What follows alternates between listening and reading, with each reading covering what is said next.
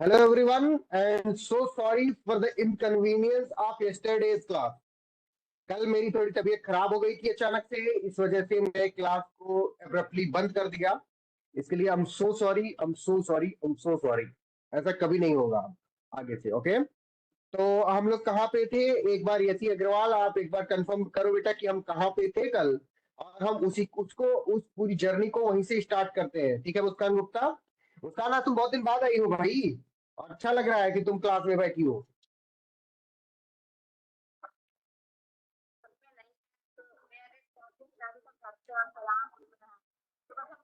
निहारिका, ऋचा को एंट्री दो। निहारिका, हाँ बहुत बढ़िया। निहारिका, जो कोई भी आए उसको एंट्री दे दिया करना, ठीक है? यस सर, यस चलो सर। ठीक है, हम लोग शुरू। हाँ हाँ, हम लोग शुरू करते हैं। कल हम लोगों ने डिस्कस कर लिया था, क्या डिस्कस करें हम लोग? शायद यहीं पर रुके हुए थे, right? What will be the content of the certificate, यही यही था ना निहारिका? एक बार कन्फर्म करो बेटा ऋचा। Yes sir. हाँ, तो ये वाली बात समझ में। इसके पहले एक क्वेश्चन मैंने और शायद पूछा होगा कि हु विल इश्यू और साइन और सर्टिफाई, और who will be the certifying authority. ये कल हमने डिस्कस किया था, इज इट ओके? याद है? यस सर, तो वो person person who has the control और management of the device or electronic device which has generated, created, signed, etc. तो वो उसके जो कंट्रोल में होगा या उसके मैनेजमेंट की देखभाल कर रहा होगा, तो बेटा वो क्या हो जाएगा? सर्टिफाइंग अथॉरिटी हो जाएगा। लेकिन अब बात आती है कि ये जो सर्टिफिकेट होगा, जो सर्टिफाइंग अथॉरिटी जो सर्टिफिकेट देगा, उस सर्टिफिकेट में होगा क्या? What will be the content of the certificate? Is it okay? तो सबसे पहले कंटेंट ऑफ द सर्टिफिकेट क्या करता है? तो बेटा कंटेंट ऑफ द सर्टिफिकेट क्या करता है? स्टेब्लिश करता है the genuineness of the electronic record. Electronic record की जेन्युइननेस को क्या करता है? वो स्टेब्लिश कर देता है, और उसके बाद में इस पर कोई भी शक नहीं करता है। ये बात सिद्ध कर देता है, ये बात बता देता है कि जो the content of the secondary electronic evidence है वो सेम है। कैसा है बेटा? सेम है, सेम, एकदम सेम है। और इसको प्राइमरी इलेक्ट्रॉनिक एविडेंस की जगह पर यूज किया जा सकता है। Is it okay? यहां तक समझ में आ गई थी सबको बात? रिचा रॉय, यहां तक समझ में आ गई थी सबको बात? अब हम पढ़ेंगे कि इस कंटेंट ऑफ द सर्टिफिकेट में होता क्या क्या है। ठीक है, ये बात समझ में आएगी कि क्यों एक कंटेंट सर्टिफिकेट इश्यू किया जाता है। एक बार कंफर्म करो ऋचा की समझ में आ गया? ऋचा, कंफर्म करो एक बार कि तुम्हें ये बात समझ में आ गई कि क्यों content of the certificate issue किया जाता है, मतलब सर्टिफिकेट क्यों इश्यू किया जाता है इलेक्ट्रॉनिक एविडेंस का। आवाज नहीं आई ऋचा तुम्हारी? अरे बेटा, ये कल ही बता दिया था, इसलिए पूछ रहा हूँ। अच्छा ठीक है, धीरज पाठक बता बेटा, बताओ कि ये बात समझ में आ गई कि सर्टिफिकेट क्यों स्टेब्लिश किया था, क्यों इसलिए सर्टिफिकेट इश्यू किया जाता है कि उससे ये स्टेब्लिश हो जाए कि जो इलेक्ट्रॉनिक रिकॉर्ड है वो जेन्युइन है। धीरज बोलो, यस और नो? Yes sir. और नंबर टू, ये जेन्युइननेस कैसे सिद्ध होगी? जब ये बता दिया जाएगा कि content of the secondary electronic evidence क्या है? सेम है as to that of primary electronic evidence. जब प्राइमरी इलेक्ट्रॉनिक एविडेंस और सेकेंडरी इलेक्ट्रॉनिक एविडेंस का कंटेंट को क्या होगा बेटा? सेम होगा, तो उसको क्या मान लिया जाएगा कि वो जेन्युइन है। क्या जेन्युइन है? Electronic record. Is it clear? कोई यस दिक्कत? No sir. बताओ ऋचा। ऋचा, बहुत बढ़िया। मयंक, कुमार मयंक, बोलो, ये बात समझ में आ गई बाबू? बहुत बढ़िया। अब हम देखेंगे कि ये कंटेंट ऑफ द सर्टिफिकेट में होता क्या है। कंटेंट ऑफ द सर्टिफिकेट में होता क्या है? तो तीन चीजें होती हैं, जिनमें से पहली चीज है बेटा, पहली चीज है नंबर वन। क्या हो सकता है इसमें? क्या हो सकता है, कोई बताओ? पहली चीज हो सकती है, निहारिका प्रीति पांडे को एंट्री दो। हाँ, बहुत बढ़िया। The certificate shall identify the electronic record containing the statement. सबसे पहले जो सर्टिफिकेट होगा उस रिकॉर्ड को आइडेंटिफाई करेगा। तो लिखो number one, the certificate the certificate क्या करेगा बेटा, क्या करेगा, शैल आइडेंटिफाई, उस चीज को आइडेंटिफाई करेगा, पहचानेगा कि हाँ यही वाला है कि नहीं है। Is it clear? The certificate shall identify,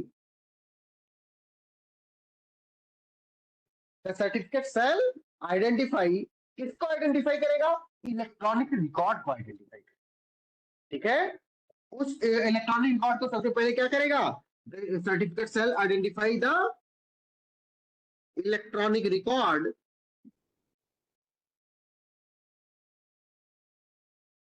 अब कौन से इलेक्ट्रॉनिक रिकॉर्ड को, उस इलेक्ट्रॉनिक रिकॉर्ड को जो कंटेन कर रहा होगा, कंटेनिंग स्टेटमेंट।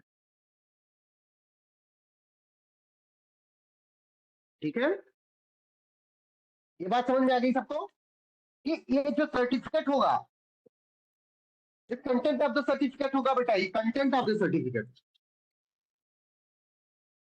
वो क्या क्या चीजें बताएगा, तो नंबर 1 चीज बताएगा कि जो सर्टिफिकेट है उसकी आइडेंटिटी क्या कर देगा, स्टेब्लिश कर देगा। ये इलेक्ट्रॉनिक रिकॉर्ड वही वाला इलेक्ट्रॉनिक रिकॉर्ड है जिसमें स्टेटमेंट कंटेन्ड है। Is it clear to everyone? Number 2 क्या हो सकता है बेटा, ये बात समझ में आ रही है धीरज कि नहीं आ रही, मैं कहने की क्या कोशिश कर रहा हूं?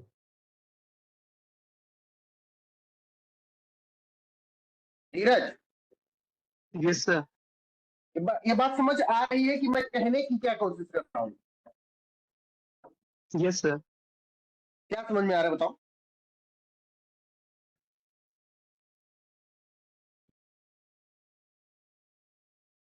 नहीं नहीं बता पाओगे, इसका मतलब तुम्हें समझ में ही नहीं आ रहा। देखो सबको नहीं समझ में आ रहा होगा, बताओ बताओ अगर समझ पाया हो तो। थोड़ा सा कंफ्यूजन है सर।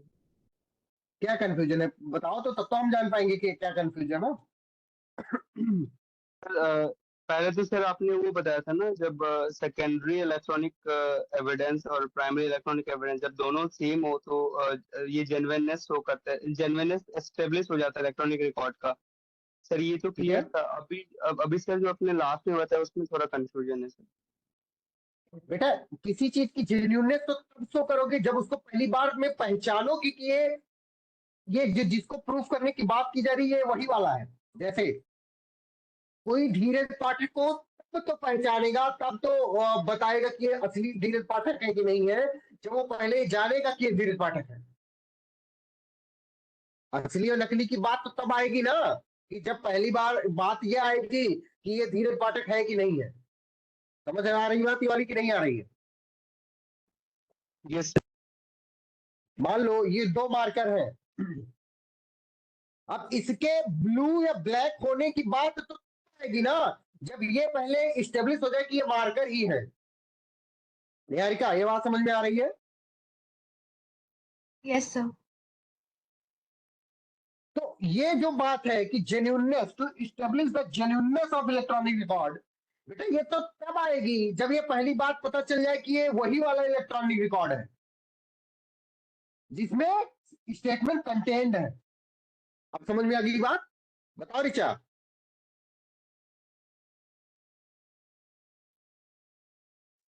बहुत बढ़िया। किसी को ना समझ में आया हो या किसी को कोई भी कंफ्यूजन हो तो बताओ इस वाले स्टेटमेंट में। बहुत इंपॉर्टेंट स्टेटमेंट है, पूरा पूरा इलेक्ट्रॉनिक रिकॉर्ड का, पूरा पूरा इलेक्ट्रॉनिक एविडेंस का बेसिस यही है, मेल्स में बहुत फ्रिक्वेंटली पूछा जाता है, तो इसलिए कंफर्म होना चाहिए, सबको क्लियर होना चाहिए। आगे बात समझ कि ये सर्टिफिकेट जो दिया जाएगा, तो सर्टिफिकेट आइडेंटिफाई करेगा सबसे पहले कि ये वही वाला मार्कर है, मतलब ये मार्कर है जिसे पढ़ाया जाता है, ये वही वाला इलेक्ट्रॉनिक रिकॉर्ड है जिसमें स्टेटमेंट कंटेन्ड है। दोनों को एनालॉजी लगाओ, ये वही वाला स्टेटमेंट है जिससे पढ़ाया जाता है, ये वही वाला इलेक्ट्रॉनिक रिकॉर्ड है जिसमें स्टेटमेंट कंटेन्ड है। अब बात समझ में आ गई मुस्कान, यस और नो? क्या? बहुत बढ़िया। नंबर 2 बेटा, ये जो सर्टिफिकेट होगा, कंटेंट ऑफ द सर्टिफिकेट होगा, ये और क्या काम करेगा, It shall describe the manner in which the electronic record was produced. क्या बेटा? It shall, ये content of the certificate. It shall क्या करेगा? Describe करेगा. It shall describe the manner in which the electronic record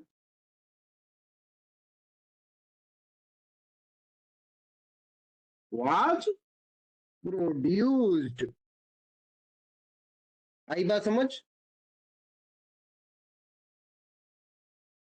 ये उस manner को describe करेगा, ये उस बेटा मैनर को डिस्क्राइब करेगा जिस मैनर में उस इलेक्ट्रॉनिक रिकॉर्ड को प्रोड्यूस किया गया होगा। मतलब कि ये है कि इस पेन से मैं लिख रहा हूं, इस पेन से अगर मैं लिख रहा हूं तो ये कैसे पता चलेगा कि इसी पेन से लिख रहा हूं? इसका मैनर, इसका तरीका कि मैं दाहिने हाथ से बाएं हाथ को यहां पे रख के दाहिने हाथ से लिख रहा हूं, मैनर डिस्क्राइब करेगा। Is it clear to everyone? जैसे हम आपको ये लेक्चर पढ़ा रहे हैं, हम आपको ये लेक्चर पढ़ा रहे हैं, तो ये रिकॉर्ड हो रहा है ना, स्टोर हो रहा है ना। तो हमने क्या बताया था, जब कोई इलेक्ट्रॉनिक डिवाइस को यूज करके कोई चीज रिकॉर्ड की जाए, कोई चीज स्टोर की जाए, कोई चीज सेंड की जाए, कोई चीज रिसीव की जाए, कोई चीज कम्युनिकेट की जाए, यही सब बताया था ना कल। तो बेटा क्या हो रहा है, ये इसको अगर प्रूफ करने की कभी बारी आएगी, जब मान लो आप सभी लोग जज बन जाओगे, निहारिका निगम, यशी अग्रवाल, ऋचा रॉय, मुस्कान गुप्ता, धीरज पाठक, कुमार मयंक, सौम्य शरिता, कल्पना वैश्य, सब लोग क्या बन जाओगे कल को? जज बन जाओगे बेटा। तो ये बात हम प्रूफ करेंगे ना चिल्ला चिल्ला के कि ये सब हमारे बच्चे। बताओ निहारिका, होगा ऐसा कि नहीं होगा? Yes, sir. होगा ना? तो जब हम ये प्रूफ कर रहे होंगे तो उसकी जेन्युइननेस क्या, पहले हम क्या प्रूफ करेंगे कि ये वही वही इलेक्ट्रॉनिक रिकॉर्ड है, ये वही वीडियो है जिसमें जिसमें निहारिका निगम पढ़ा करती थी। ये वही वीडियो है जिसमें निहारिका निगम पढ़ा करती थी। पहली बात तो हम यही प्रूफ करेंगे ना निहारिका, बताओ? Yes, sir. बताओ निहारिका, बोलो। दूसरी चीज हम क्या प्रूफ करेंगे, इसमें हम बताएंगे कि किस मैनर में पढ़ा करती थी। तो हम बताएंगे, उसमें चिल्ला चिल्ला के बताएंगे कि भैया अब हमारी फीस 5 लाख रुपए हो गई है, हमारी फीस 5 लाख रुपए हो गई है। और निहारिका निगम जब पढ़ती थी तो 1000 रुपए पर सब्जेक्ट था या 500 रुपए पर सब्जेक्ट था। ठीक है, हम मैनर बताएंगे कि इन्होंने 500 रुपए पर सब्जेक्ट वाला सब्जेक्ट पढ़ा।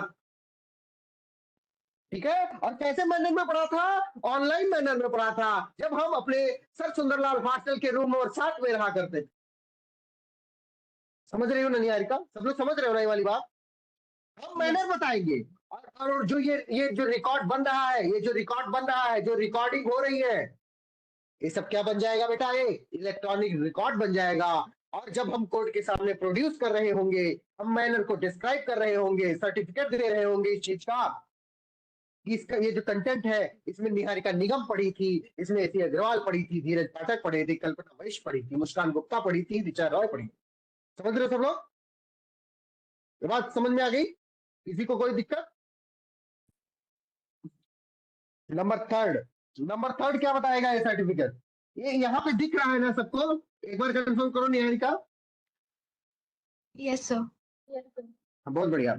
नंबर थर्ड, मैं बेटा नंबर थर्ड में ये बताऊंगा, नंबर थर्ड में मैं ये बताऊंगा कि ये जो इलेक्ट्रॉनिक रिकॉर्ड है, ये जो इलेक्ट्रॉनिक रिकॉर्ड है, ये क्या कंटेन कर रहा है? क्या कंटेन कर रहा है? सिग्नेचर कंटेन कर रहा है। किसका? उस पर्सन का, यानी मेरा, जिसके हाथ में कंट्रोल था, उसका मैनेजमेंट था, उस डिवाइस का, इस लैपटॉप का कंट्रोल और मैनेजमेंट किसके हाथ में है? कृपा शंकर पांडे के हाथ में है। तो ये प्रूफ करेंगे हम इस वाले सर्टिफिकेट के द्वारा। तो सर्टिफिकेट में हम बेटा क्या लिखेंगे? क्या लिखेंगे ऋचा, बताओ? इस सर्टिफिकेट में हम क्या लिखेंगे? इस सर्टिफिकेट में लिखेंगे कि इट शैल कंटेन, इस certificate shall contain, it shall contain, it मतलब ये सर्टिफिकेट, ठीक है? इट शैल कंटेन, क्या कंटेन करता है? The signature of the person, the signature of the person किस पर्सन का सिग्नेचर की जरूरत होती है बेटा निहारिका, बताओ सर्टिफिकेट में, बताओ बताओ। Sir certified signature of the authority person, की, बिल्कुल। और सर्टिफाइंग अथॉरिटी होता कौन है? जिसके पास उसके पास उस चीज कंट्रोल का, हो। उस इलेक्ट्रॉनिक डिवाइस का कंट्रोल या मैनेजमेंट होता है। तो it self contain the signature of the person who has उसके पास क्या है बेटा? हु हैज, और हु हैड, क्योंकि ये तो हम जब आप लोग जज बन जाओगे तब तो प्रूफ करेंगे ये बात। तो क्या हु हैड, मेरे पास जो था, हु हैड क्या, हु हैड या हु वाज इन, या ऐसे लिख लो, हु वाज इन किसमें? कंट्रोल और मैनेजमेंट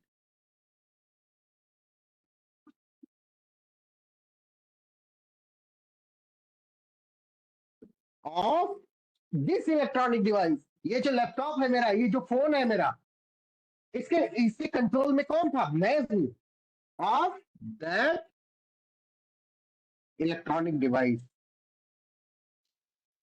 ये बात समझ में आ गई? यस और नो रिचा, बताओ। बहुत बढ़िया। ये सारी चीजें लिखी कहाँ पे है? ये सारी चीज लिखी हुई है बेटा, मैं कुछ अपने आप से नहीं बता रहा हूँ, ये सारी चीज लिखी हुई है section 65 capital B class 4 Indian evidence act में, सेक्शन 63 क्लास 4 भारतीय साक्ष्य अधिनियम में लिखी हुई है। ठीक है, ये सारी बात वहीं पर लिखी हुई है, लेकिन वो इतने कॉम्प्लिकेटेड लैंग्वेज में लिखी हुई है कि आप पढ़ोगे तो कंफ्यूज हो जाओगे। इसलिए पहले ये पढ़ लो, ये सुन लो, और फिर जाकर के उस बेरेट को पढ़ना, और फिर क्या हो जाएगा बेटा? आपका मोक्ष हो जाएगा, आप मोक्ष की प्राप्ति कर लोगे इस इलेक्ट्रॉनिक सर्टिफिकेट, इलेक्ट्रॉनिक एविडेंस को लेकर के। आ गई बात समझ सबको? कल्पना बताओ।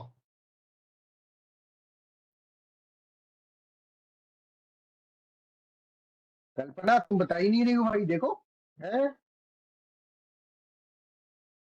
ठीक है, अब हम आगे बढ़े। तो इसमें सिर्फ इतनी ही चीजें इंपॉर्टेंट थी कि सबसे पहले इलेक्ट्रॉनिक रिकॉर्ड होता क्या है, इलेक्ट्रॉनिक एविडेंस कितने तरीके का होता है, मैंने ये भी बता दिया, प्राइमरी होता है, सेकेंडरी होता है। दूसरी चीज ये बता दिया कि प्राइमरी देने के लिए किसी के सर्टिफिकेट की कोई जरूरत नहीं होती है। तीसरी चीज मैंने बताया कि जो सेकेंडरी होता है उसको देने के लिए सर्टिफिकेट की जरूरत होती है। चौथी चीज हमने ये बताया था कि इसमें प्राइमरी एविडेंस और सेकेंडरी एविडेंस का जो नॉर्मल प्रोविजन है वो नहीं लगता है, इसमें इलेक्ट्रॉनिक एविडेंस के लिए special provision with which is related to electronic evidence is applicable. ये बताया, ये बात समझ में आ गई सबको? बता दे यार का धीरज, यसी सब लोग बताओ, कंफर्म करो बेटा एक एक बार। सुचेता, उबैद, उबैद अरे लास्ट वाला थोड़ा सा फिर बता दीजिए, थर्ड वाला इसका। क्या है? ये वाला, ये वाला, जी जी। ये नहीं समझ पाया क्या तुम? जी जी। मतलब ये दिख रहा है ना तुमको? यस सर, दिख रहा पहले भी दिख रहा था कि अब दिख रहा है? दिख रहा था सर, थोड़ा सा नीचे नहीं दिख रहा था, ये आप गए थे। अच्छा यहाँ पे ठीक है, मैं बोल देता हूँ, देखो ये थर्ड पॉइंट मैंने लिखा है कि इट सेल कंटेन, इट मतलब ये सर्टिफिकेट सेल कंटेन। सबसे पहली चीज क्या कि मैं इट जहां पे लिख रहा हूँ, इट एक प्रोनाउन यूज कर रहा हूँ, किसकी जगह पर? इस सर्टिफिकेट की जगह पर। ठीक है मोबाइल, इतनी बात समझ में आ गई? तो ये यस सर। सर्टिफिकेट क्या क्या कंटेन करेगा? मेरा सिग्नेचर, मतलब उस व्यक्ति का सिग्नेचर कंटेन करेगा जो व्यक्ति उस इलेक्ट्रॉनिक डिवाइस के पोजीशन में होगा, कंट्रोल में होगा, मैनेजमेंट में होगा। सही बात समझ? Yes sir. और ये जो व्यक्ति उस डिवाइस के कंट्रोल में होता है, पोजीशन में होता है, उसको कहते क्या है? सर्टिफाइंग अथॉरिटी कहते हैं। क्या कहते हैं बेटा? सर्टिफाइंग सर्टिफाइंग अथॉरिटी कहते हैं। ठीक है, आगे बात समझ? जी। Yes sir. तो इसमें किसके सर्टिफिकेट, किसके उसकी जरूरत होगी सिग्नेचर की? जो व्यक्ति, जिस व्यक्ति के कंट्रोल में या मैनेजमेंट में वो बात, वो डिवाइस, इलेक्ट्रॉनिक डिवाइस होगी। जैसे मैं, जब तुम कल को जज बनोगे या एक क्या कहते हैं उसे, एपीओ बनोगे, तो हम ये जो वीडियो रिकॉर्ड कर रहे हैं ना, इसको खूब पब्लिश करके पैसा नगद करेंगे, खूब कमाएंगे। हम खूब हल्ला जी जी। मचाएंगे कि उबैद हमीज पढ़ा है तभी जज बना, हमीज पढ़ाओ तभी जज बनोगे। समझ रहे हो? Yes sir. तो ये जो हम रिकॉर्ड पेश करेंगे उसके सामने, तो ये जो डिवाइस इसमें हम रिकॉर्ड कर रहे हैं ये मेरा है ना, इसके कंट्रोल और मैनेजमेंट का किसके जिम्मे है? आपके सर। मेरे जिम्मे है। तो इसमें सिग्नेचर किसका होगा जब मैं प्रूफ पेश कर रहा हूँ, सर्टिफिकेट दे रहा हूँ? आपका होगा। बोलो मेरा होगा। अब मैं कौन होऊंगा? मैं सर्टिफाइंग अथॉरिटी हो जाऊंगा। आई बात समझ अभी? यस सर, यस एकदम क्रिस्टल क्लियर हो गया? छप गया दिमाग में? नहीं छपा? सर। छप गया सर। पेनिट्रेट हो जाना चाहिए दिमाग में। Yes sir. समझ रहे हो सब लोग? अच्छा, सभी लोग आईपीसी पढ़े हो ना? आईपीसी में रेप का प्रोविजन पढ़े हो ना? पढ़े नहीं पढ़े हो? बताओ धीरज, निहारिका, यशीश, चेता, पढ़े हो ना सब लोग? ऋषि अग्रवाल आपका बेटा क्या? ऋषि अग्रवाल माइक ऑन करो। ऐसी यस सर। पढ़ा है ना बेटा? हाँ जी सर। तो ये बताओ, अच्छा, रेप के प्रोविजन में बहुत सारे क्लासेस हैं, मतलब 4 क्लास है जो कि मेन डिफिनीशन बताते हैं, फिर उसके बाद 7 या 8 उसमें बताते हैं कि कब कंसेंट नहीं होगा, और जब ये दोनों मिल जाते हैं तब रेप कॉन्स्टिट्यूट होता है। ठीक है, यही पढ़ी होना ऐसी? Yes sir. अच्छा ये बताओ, स्टैट्यूटरी रेप क्या होता है? स्टैट्यूटरी रेप क्या होता है? ऋचा बताओ।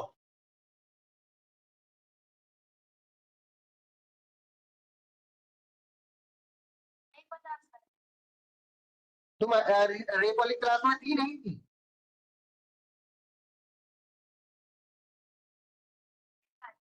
तब कहीं नहीं पता भाई, कोई बात नहीं। धीरे तुम बताओ, what is statutory rape? Sir sir जो पर्सन ऑथोरिटी में जो पर्सन होते हैं उनके द्वारा जो रेप किया जाता है, अरे नहीं भाई, तो सर बताओ रिकॉल नहीं सुचिता। कर पा रहा हूँ सर। सुचिता बताओ, रुक जा ऐसी। सुचिता बताओ बेटा, क्या होता है स्टैट्यूटरी रेप? सर इसकी हिंदी क्या होगी? अच्छा, स्टैट्यूटरी रेप की विधिक बलात्कार। विधिक बलात्कार क्या होता है? मतलब एकदम एग्जैक्ट मीनिंग नहीं है ये, लेकिन हाँ यही है मीनिंग।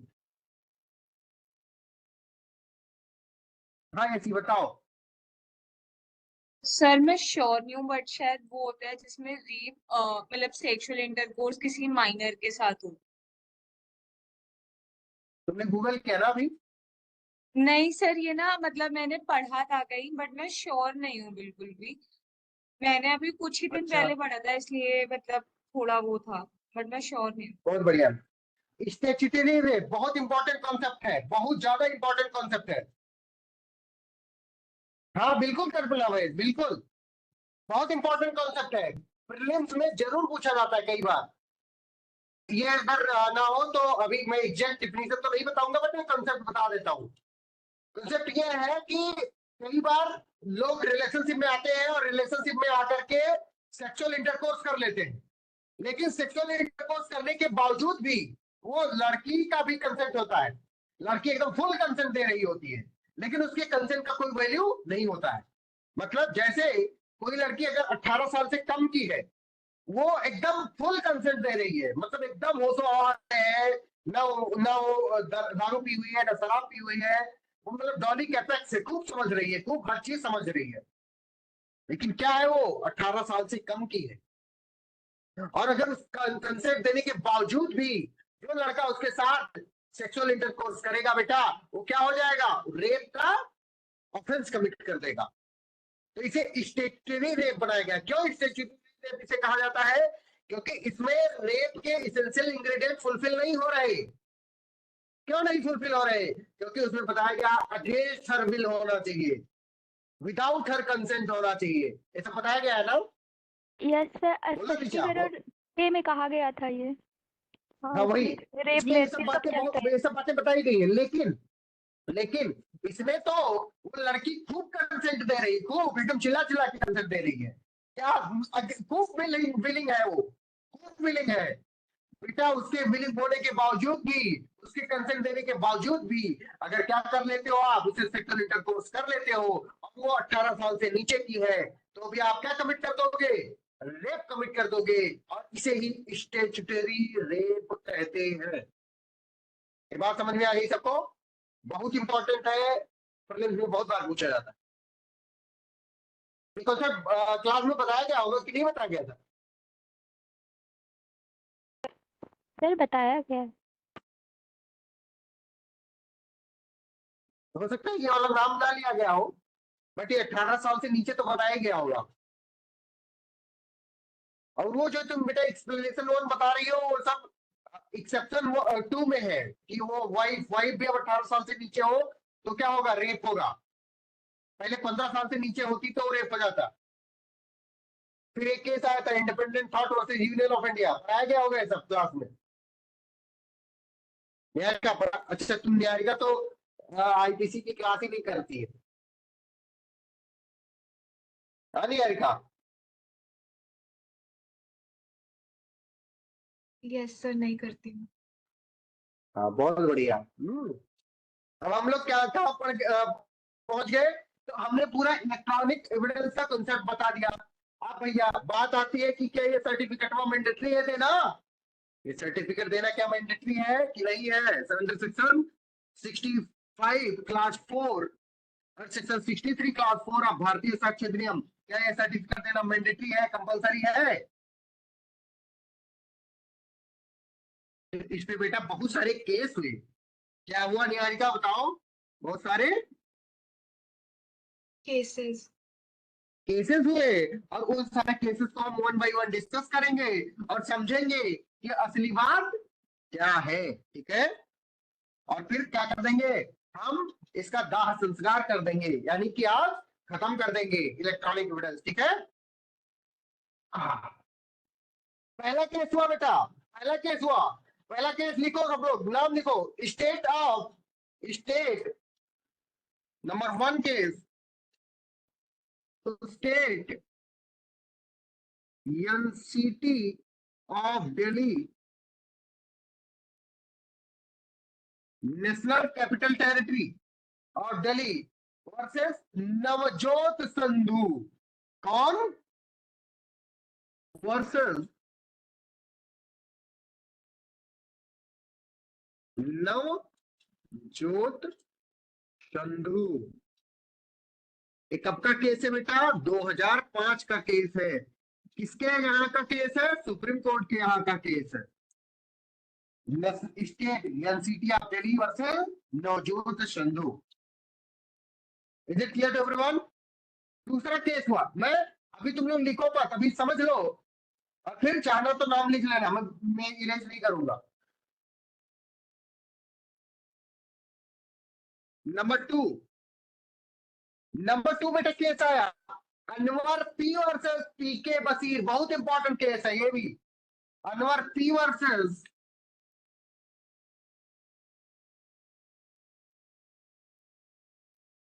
पी के बशीर, BASHER। ये किस सन का केस होगा बताओ रिचा? कोई आइडिया? कोई आइडिया नहीं है, कोई बात नहीं मेरा बच्चा। 2014 का केस। किसके यहाँ का? सुप्रीम कोर्ट के यहाँ का। मैंने क्या लिखा? अनवर पी वर्सेस पी के बशीर। तीसरा केस है बेटा Shafi Mohammad versus state of Himachal Pradesh. Number third है शाफी मोहम्मद SHAFI मोहम्मद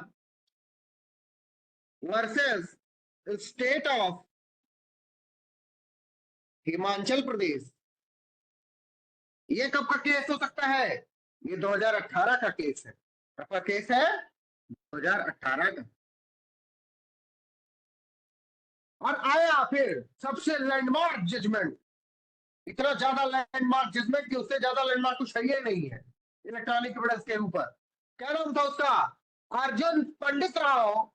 बहुत इंपॉर्टेंट केस, यही इंपॉर्टेंट है। अर्जुन पंडित राव। अर्जुन पंडित राव कौन है? ये खोतकर है। अर्जुन पंडित राव खोतकर।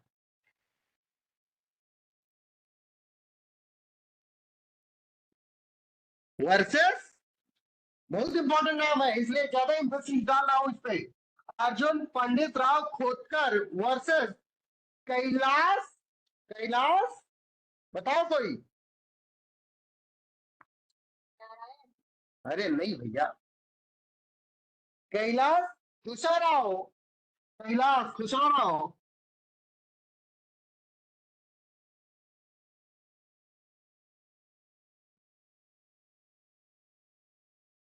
गोरंतयाल। गोरंतयाल। गोरंतयाल। ये 2020 का केस है बेटा, और बहुत लैंडमार्क है, बहुत ज्यादा लैंडमार्क। ठीक है मुस्कान बेटा, ये जो 3 केस थे, ये ऊपर के जो 3 केस में लिखा, ये 2 जजेस के थे, 2 जजेस बेंच के थे। ये जो केस था, ये 3 जजेस बेंच का था। तो निहारिका ये बताओ, निहारिका यस सर। कि बेटा इन चारों केस में अगर बात लड़ाई हो जाए तो कौन जीतेगा? सर फोर्थ वाला 3 जजेस बेंच कौन वाला। होगा? क्योंकि 3 जजेस बेंच है। बहुत बढ़िया निहारिका। अब मैं 1 बाय 1 बता रहा हूं, सब लोग बहुत ध्यान से सुनना, ठीक है? इस वाले केस में बात क्या थी? बात क्या थी कि क्या क्या ये certificate under section 65 capital B class 4 Indian evidence act या सेक्शन 63 क्लास 4 भारतीय शैक्षिक, क्या ये जरूरी है, मैंडेटरी है? मैंडेटरी और नॉट? क्या ये बेटा मैंडेटरी है या नहीं? ये क्वेश्चन था इसके सामने, कौन के सामने, कितने केसेस में? 4 केसेस में। Is it clear to everyone? ये समझ में आ गया कि इन चारों केसेस में क्या हुआ?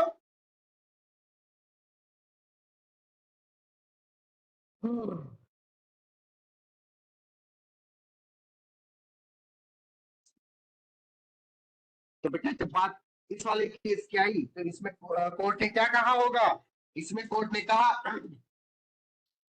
कि ऐसे केसेस ध्यान से सुनो बेटा, बहुत ध्यान से सुनो। यस अग्रवाल बोलो, सुन रही हो ना मुझे? Yes sir. State NCA of Delhi versus Navjot Sandhu 2005 के केस में सुप्रीम कोर्ट ने क्या कहा बेटा? कहा कि even in cases where provision regarding production of certificate, और provision regarding production of certificate कहां पे है? Section 65 capital B class 4 Indian evidence act में, सेक्शन 63 क्लास 4 भारतीय साक्ष्य अधिनियम में।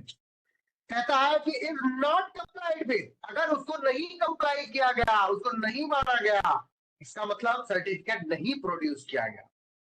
इसका मतलब सर्टिफिकेट नहीं प्रोड्यूस किया गया। In such cases also electronic record can be made admissible. Electronic record को एडमिसिबल किया जा सकता है, माना जा सकता है, बनाया जा सकता है। कैसे, किस बेसिस पर? Section 63 red base section 65 Indian evidence act. किस केस में बोला गया बात? तो बात समझ में आई क्या बोला गया है? ऋचा बताओ। फिर से बता दीजिए। हाँ बहुत बढ़िया। इस केस में बेटा बोला गया कि इवन इन केसेस, मतलब उन केसेस में भी जहां पे provision regarding production of certificate under section 65 क्या लिखा हुआ है, 65 capital B class 4 Indian evidence act is not complied with, मतलब सर्टिफिकेट नहीं पेश किया गया।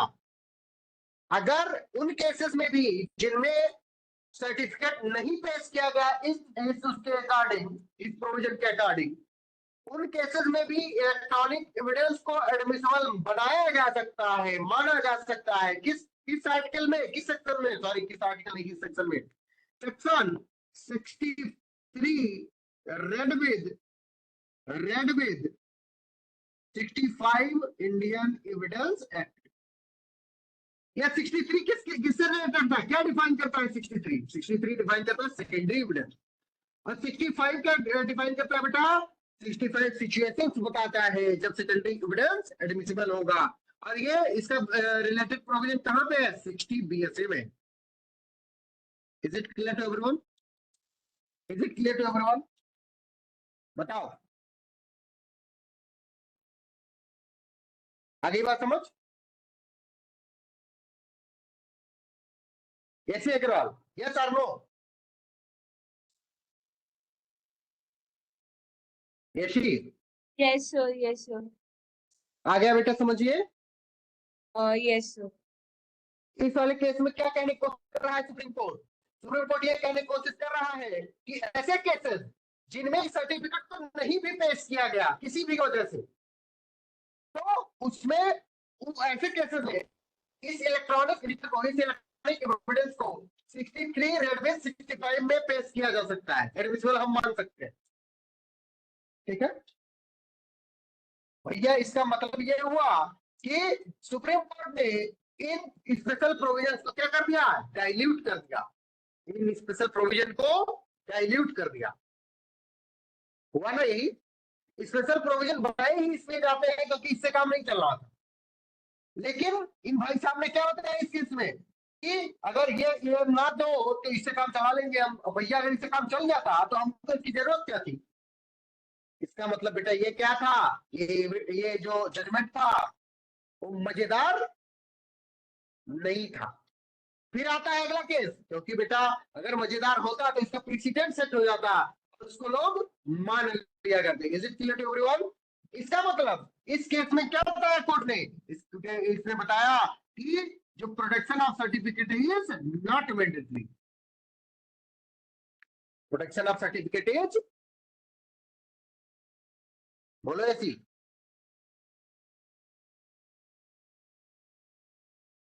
Not mandatory, not mandatory. बहुत बढ़िया।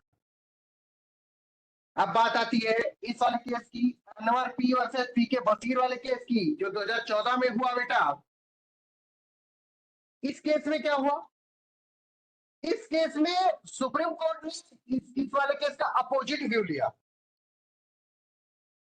सुप्रीम कोर्ट ने इस वाले केस में अपोजिट व्यू लिया। किसका अपोजिट व्यू, ऑफ इस वाले केस का, नवजोत वाले केस का, नवजोत वाला case, opposite view of Navjot वाला केस। और इसे हेल्ड किया कि admissibility of electronic evidence, admissibility of electronic record is mandatory to file certificate. इसमें इसने बताया कि सर्टिफिकेट फाइल करना मैंडेटरी। क्यों मैंडेटरी है, क्यों मैंडेटरी है बेटा, इसलिए मैंडेटरी है कि अगर इससे काम चल गया होता, सेक्शन 63 रेड में 65 यानी जनरल प्रोविजन से काम चल गया होता तो स्पेशल प्रोविजन बनाने की जरूरत नहीं थी। जनरल प्रोविजन से काम नहीं चला, इसलिए स्पेशल प्रोविजन बनाने की जरूरत पड़ी। इसीलिए अनवर पी और पी के बशीर केस में सुप्रीम कोर्ट ने कहा कि ये सर्टिफिकेट देना under section 63 capital B class four Indian evidence act या सेक्शन 63 क्लास 4 भारतीय साक्ष्य अधिनियम इज मैंडेटरी। मतलब बेटा तुम सर्टिफिकेट पेश करोगे तभी इलेक्ट्रॉनिक एविडेंस माना जाएगा, अगर नहीं पेश करोगे तो उसको नहीं माना जाएगा। Is it clear to everyone, किसी को कोई डाउट, बोलो धीरज। यस सर, क्लियर है। एकदम क्लियर है ऋचा, कोई दिक्कत,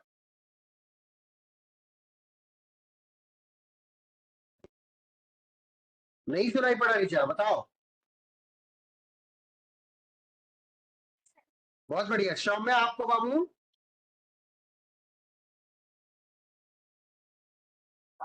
क्या है जी? जी सर का मतलब क्या?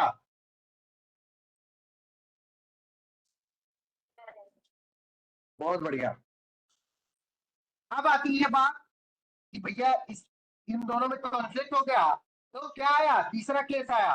जब बेटा अगर कॉन्फ्लिक्ट ना हुआ होता और ये बेंच अगर बड़ी बन गई होती तब तो कोई बात नहीं थी, लेकिन फिर सेम बेंच बनाई गई दो लोगों की, और तीसरा केस आना ही आना था क्योंकि दोनों में लड़ाई थी, किसको माना जाए किसको ना माना जाए। तो केस आया अपना साफी मोहम्मद और स्टेट ऑफ हिमाचल प्रदेश। इस वाले केस में सुप्रीम कोर्ट ने दोनों जजमेंटों को थोड़ा थोड़ा मान लिया। मतलब कि NCP of Delhi versus Navjot Sandhu वाले केस को भी और अनवर पी वर्सेस पी के बशीर वाले केस को, दोनों को रिकॉग्नाइज किया। कहा कि जिस सिचुएशन में 65 कैपिटल बी क्लास 4 में सर्टिफिकेट देना आसान है वो दे दो, और जिसमें आसान नहीं है उसमें मत दो। और उसमें जिसमें नहीं दोगे उसमें हम 63 रैंक भी 65 में मान लेंगे, और जिसमें दे दोगे उसमें 65 कैपिटल बी क्लास 4 में मानेंगे। इसलिए ये बताया कि मैंडेटरी है भी मैंडेटरी नहीं भी है। जिसमें दे सकते हो उसमें मैंडेटरी है, जिसमें नहीं दे सकते हो उसमें मैंडेटरी नहीं है। मतलब इसने क्या किया बेटा? इसने क्या किया बेटा? बताओ बताओ, इसमें क्या किया इसने?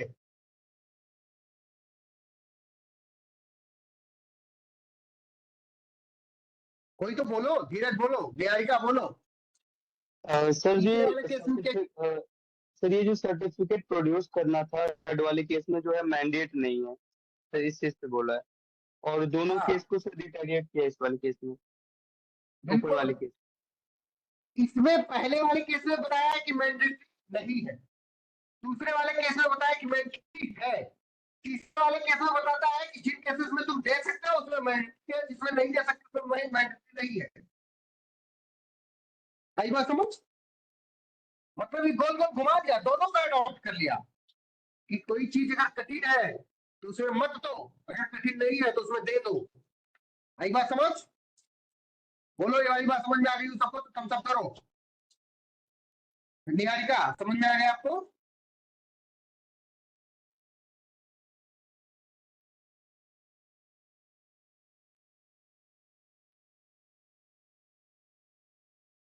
निहारिका अरे there? Yes sir, sir thumbs up किया मैंने। आवाज बोल दिया करो बेटा, थम्स अप रिकॉर्ड नहीं होता है इसलिए बोलवाता हूँ। यस सर, यस आवाज रिकॉर्ड होती है। Okay sir. जो ये बाद में रिकॉर्डिंग सुन रहे होंगे उनको ये पता चलना चाहिए, उनको ये बात पता चलनी चाहिए कि क्लास का हर एक बच्चा समझ गया था। ठीक है, अगर वो नहीं समझ पाते हैं तो उनके दिमाग में कमी। ठीक है, यस सर। ये थम्स अप रिकॉर्ड नहीं होता है, तुम लोग अगर देखे होगे तो थम्स अप रिकॉर्ड नहीं होता है, लेकिन आवाज रिकॉर्ड होती है। तो इसलिए आप लोग क्या क्या करोगे? बोल दिया करो सब लोग अपना अपना थोड़ा थोड़ा। अरे यार इतना तो कर ही सकते हो, हाथ पर थोड़ा हिलाया डुलाया करोगे तो सोओगे नहीं, नहीं तो सो जाओगे इतनी रात में। ठीक है, बताओ धीरज पाठक। क्या मुस्कान क्या कह रही हो? आप बोला ना कि तरह को लागू समझ में आना तो नहीं पता। नहीं बेटा तुम्हारा रिकॉर्ड नहीं हो रहा है, तुम मत बोलो, इधर रिकॉर्ड हो रहा है वेबएक्स पे।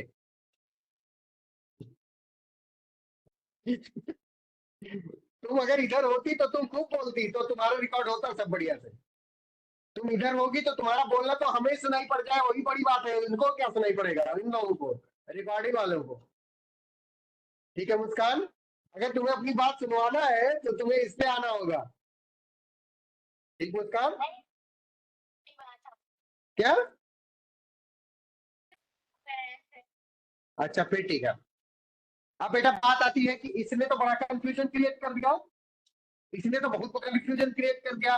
तो सुप्रीम कोर्ट ने सोचा भैया ये दो जजेस के बेंच से उठा करके तीन जजेस बेंच कर देते हैं, थोड़ा बड़ी जजेस की बेंच बनाते हैं, और जिससे क्या होगा, अगर मामला सुलटना होगा तो सुलट जाएगा, नहीं सुलटना होगा तो नहीं सुलटेगा। Is it clear? तो क्या बना दिया कोर्ट ने अर्जुन पंडित राव खोदकर वर्सेस कैलाश तुषाराव गोरंट्याल 2020 तीन जजेस बेंच के इसमें सॉरी तीन जजेस की बेंच बना दी सुप्रीम कोर्ट। सुप्रीम कोर्ट के सामने केस लाया गया, सुप्रीम कोर्ट के सामने केस लाया गया और कहा गया उधर certificate, issuing of certificate is mandatory or not. Whether requirement to production of certificate is mandatory or not. Whether requirement of B class 4 Indian Evidence Act, Section 63 class 4 भारतीय साक्ष्य अधिनियम is mandatory or not.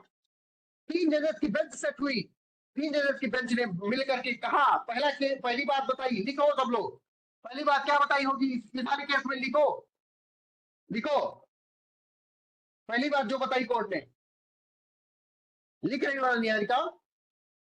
Yes, sir. लिखो, पहली बात लिखो, बता, पहली बात उसने बोला कि certificate under section 65 capital B class 4, certificate under section 65 capital B class 4 Indian evidence act और सेक्शन 63 क्लास 4 भारतीय साक्ष्य अधिनियम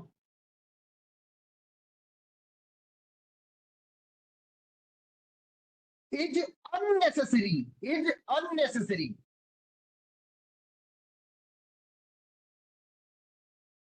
Is unnecessary. How unnecessary?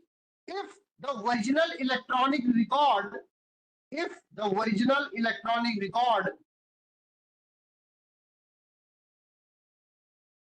if the original electronic record itself is being produced, itself is being produced,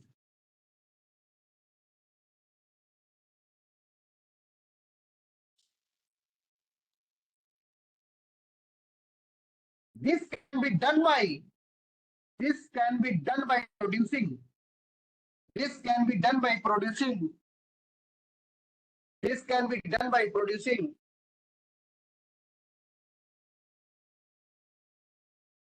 this can be done by producing the electronic device in which that electronic record was, in which that electronic record was,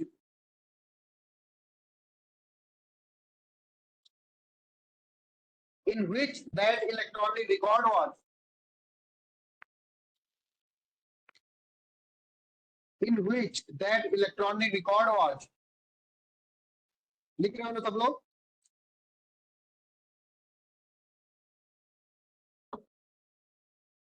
कहाँ पहुंच गए हम लोग?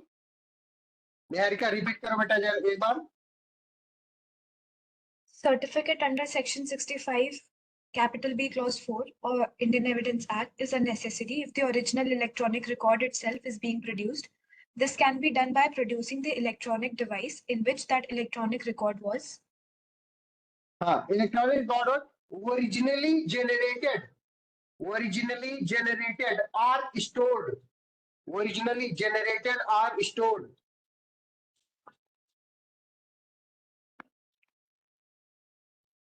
Originally generated or stored.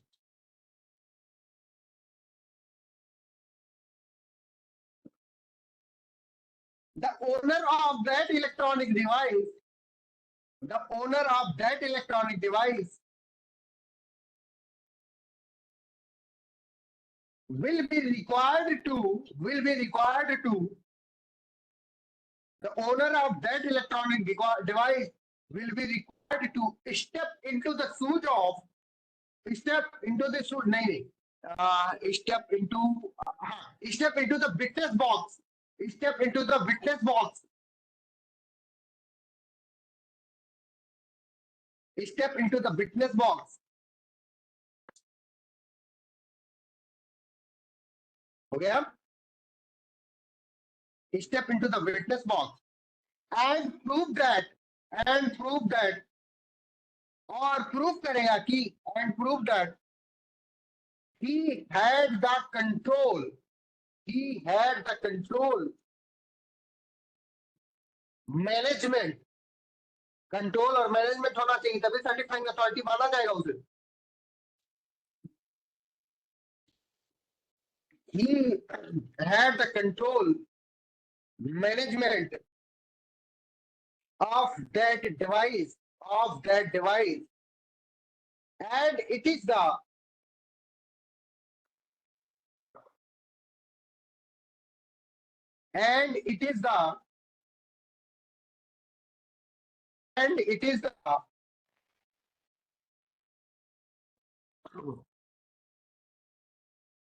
and it is the device in which that electronic record originated, and it is the device in which that electronic record originated. ठीक है? Number two point क्या code ने help किया?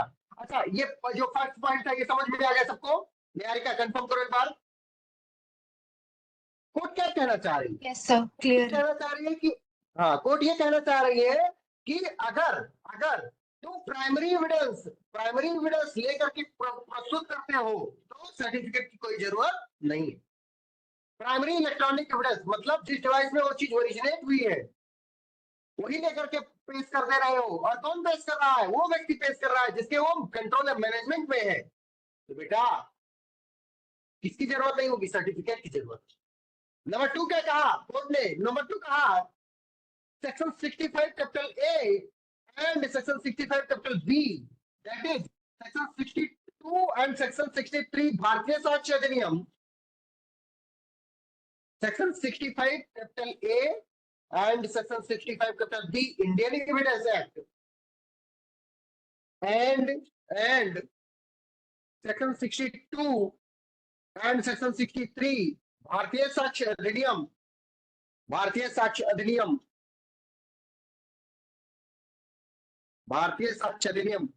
are special provisions which deals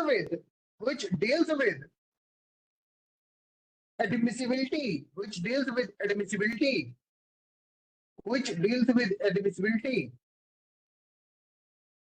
of electronic records, and they shall apply mandatorily मतलब mandatory रूप से apply होंगे। हो गया? ऋचा बताओ, लिख लिया आपने? सर प्लीज एक बार फर्स्ट लाइन रिपीट कर दीजिए। बेटा मैंने बोला बीएससी पहले लाइन कि section 65 capital A and section 65 capital B of Indian evidence act and Section 62 and Section 63 of Bharatiya Saksha Adhiniyam are special provisions which deals with admissibility of electronic records, and they shall apply mandatorily mandatory रूप से apply होंगे। ठीक है? Yes sir. हो गया, ये बात समझ आ गई सबको? नंबर थर्ड बेटा, नंबर थर्ड क्या कहा कोर्ट ने? नंबर थर्ड कोर्ट ने कहा कि production of certificate under section 65 capital B class 4, production of certificate under section 65 capital B class 4 सुनाई पड़ रहा है बेटा सबको? बट थक गया है यार आज, तो कुर्सी बैठ जाता हूँ। नहीं पड़ रहा है ऐसी मेरी आवाज? Yes sir. एक्चुअली चेयर पे मैं क्या बोला?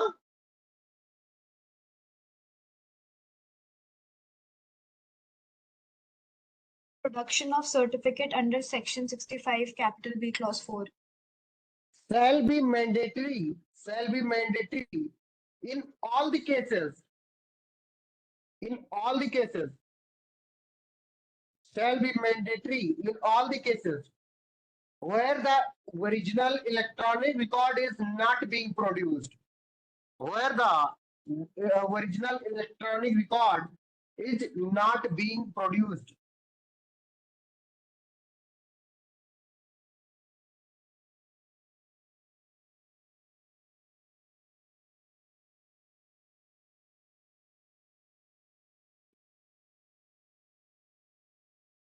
हो गया?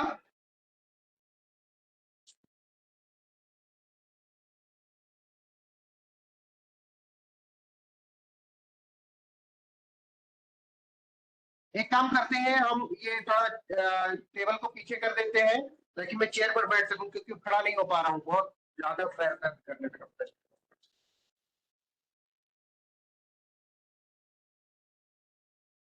एक सेकंड के सॉरी सब लोगों से, 1 मिनट के लिए सॉरी, मैं 1 मिनट के लिए बंद कर रहा हूँ, ठीक है? 1 मिनट के लिए।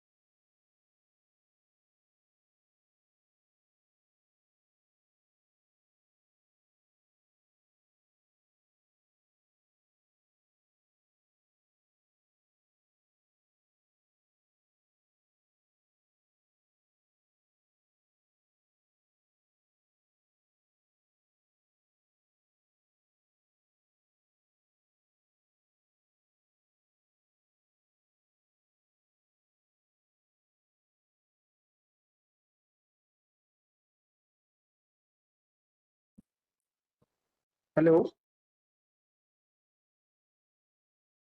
am I audible? Yes, sir. Yes, sir, now. Okay, मैं इतने देर से पूछ रहा हूँ। ओके, कहीं भी पढ़ा रहा है सब कुछ?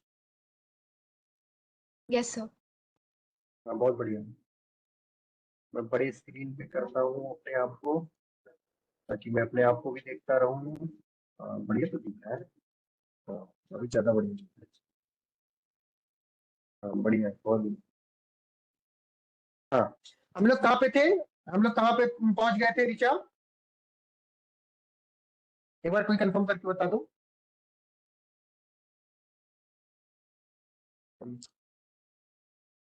कौन से पॉइंट पे थे हम, निहारिका? बोलो एक बार बेटा।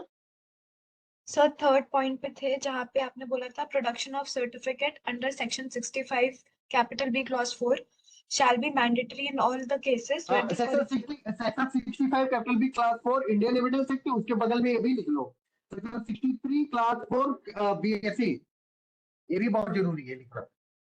yes sir shall be mandatory, ये मैंडेटरी होगा बेटा इन ऑल केसेस, ऐसे करना था, इन ऑल केसेस वेयर कहाँ पे बेटा? जहाँ पे ओरिजिनल इलेक्ट्रॉनिक रिकॉर्ड नहीं पेश किया जा रहा है, where original electronic record is not being produced, where original electronic record is not being produced। ठीक है निहारिका, समझ में आ गई इतनी बात?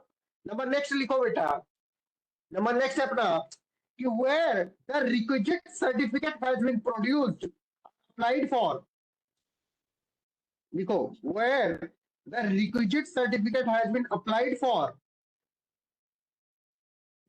where the requisite certificate has been applied for from the person or authority, from the person or authority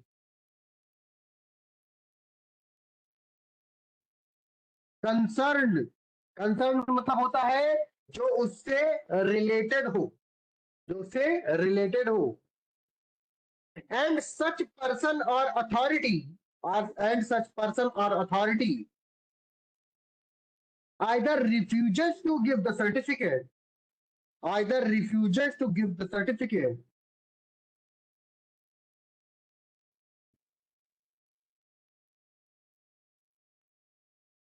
either refuses to give the certificate or does not respond to the request, or does not respond to the request of the क्या बोला मैंने, or does not respond to the request, or does not respond to the request, तब क्या हो जाएगा बेटा, तब क्या हो जाएगा, then the party can make an application to the court, then the party can make application to the court, court को उसको एप्लीकेशन मेक कर देगी और क्या करेगी, court can make application to the court, court application make कर देगी वो party, who shall then direct, मतलब कोर्ट उनको डायरेक्ट करेगी, that person produce the certificate, person उस पर्सन को डायरेक्ट कर देगी कोर्ट जो रिक्वेस्ट करने के बावजूद भी सर्टिफिकेट प्रोड्यूस नहीं कर रहा है, सर्टिफिकेट नहीं दे रहा है, उसको कोर्ट डायरेक्ट कर देगी कि भैया सर्टिफिकेट दे दो, नहीं तो हम आके जूते जूते मारेंगे, समन भेज देंगे, तुम्हें जेल भेज देंगे, कोर्ट धमका देगी उसको, उस व्यक्ति को क्या कर देगी निहारिका, कोर्ट धमका देगी, डांट देगी, ऑर्डर देगी, ठीक है, बात समझ में आ रही सबको, किसी को कोई दिक्कत ऐसी, ऐसी बेटा ऐसी बताओ, sir please last line repeat कर दीजिए। मेरी आवाज सुन नहीं पा रही बेटा क्या अच्छे से, नहीं सर, एक्चुअली अभी जो आपने लास्ट लाइन बोली थी ना, जहाँ पे आपने to the court who shall, वहाँ पे थोड़ा सा मिस हो गया था, हु शेल डायरेक्ट। अच्छा हु शैल तक लिख लिया ना, हाँ, हु शेल तक लिख लिया है। हु शैल के बाद लिखो then direct that person, who shall then direct that person to produce the certificate, to produce the certificate, लिख लिया ऐसी, यस सर, थैंक यू। बहुत बढ़िया। नंबर 6 पॉइंट लिखो बेटा, बहुत important point, where the certificate is not produced, where the certificate is not produced, where the certificate is not produced,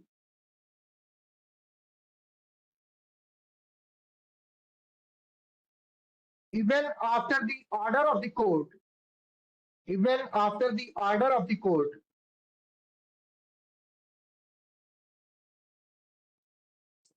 मतलब court ने उस कंसर्न अथॉरिटी को ऑर्डर दिया, उस ऑर्डर देने के बावजूद भी वो कंसर्न अथॉरिटी क्या कर रही है बेटा, वो प्रोड्यूस नहीं कर रही है वो सर्टिफिकेट, तब क्या होगा, where the certificate is not produced even after the order of the court, then the requirement of production of certificate, then the requirement of production of certificate, then the requirement of production of certificate can be dispensed with, can be dispensed with,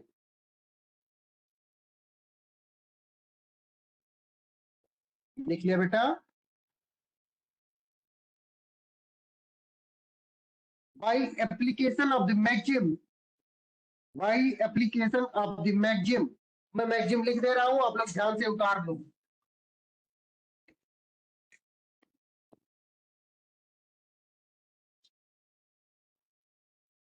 सुन पा रही हो मुझे, समझ में अभी आ रहा है बेटा, जी सर, कल फिर से देख लेंगे आप क्लास एक बार। बहुत बढ़िया बेटा, दो मैगजीम को अप्लाई करके कोर्ट ने कहा कि इन दो मैगजीम के बेसिस पर, इन दो मैगजीम के बेसिस पर क्या होगा, कोर्ट सर्टिफिकेट को डिस्पेंस कर देगी। नंबर फर्स्ट मैगजीम लिखो, लेक्स नॉन कोजेट, लेक्स नॉन कोजेट, लिख देता हूं, लेक्स नॉन कोजेट, लेक्स नॉन कोजेट, लिख लिया इतना, एड इम्पॉसिबिलिया, लेक्स नॉन कोजेट एड इम्पॉसिबिलिया, ईडी एड इम्पॉसिबिलिया,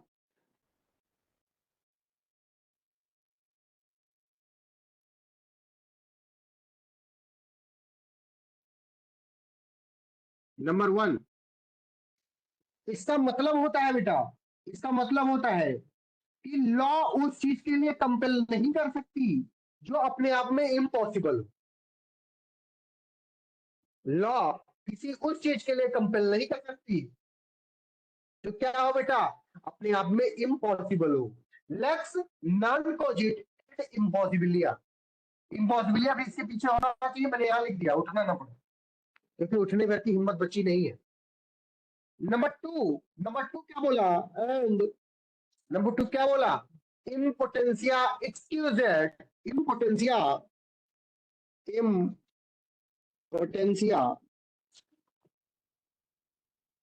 एक्सक्यूजेड, इम्पोटेंसिया एक्सक्यूजेड लीगम, इम्पोटेंसिया एक्सक्यूजेड लीगम, समझ रही हो ना मुस्कान, इम्पोटेंसिया एक्सक्यूजेड।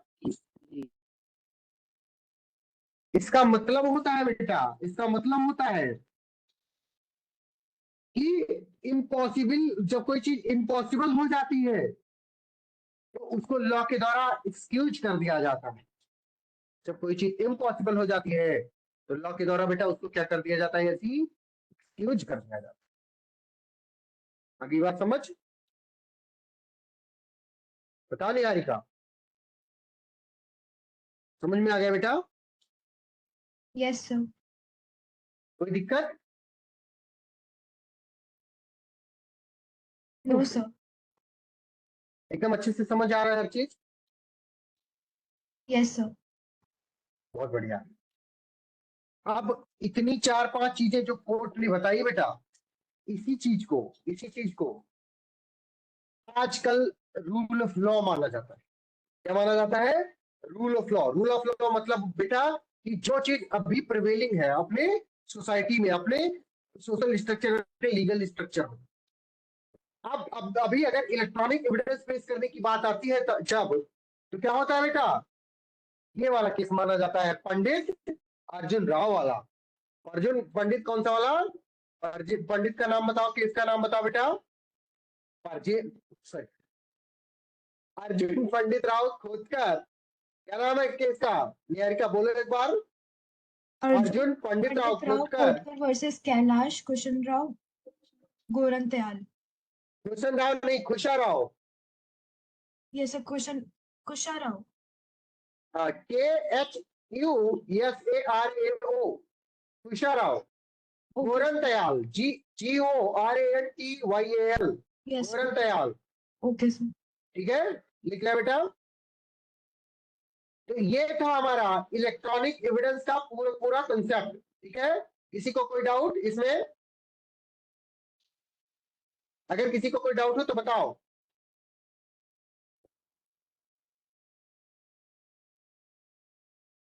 आप लोग क्या करोगे निहारिका, आप लोग सेक्शन 62, भारतीय सेक्शन 62 और 63 आप भारतीय साक्ष्य अधिनियम जाकर के क्या करोगे घर पे, खूब अच्छे से पढ़ोगे, नंबर 1। नंबर 2 क्या करोगे?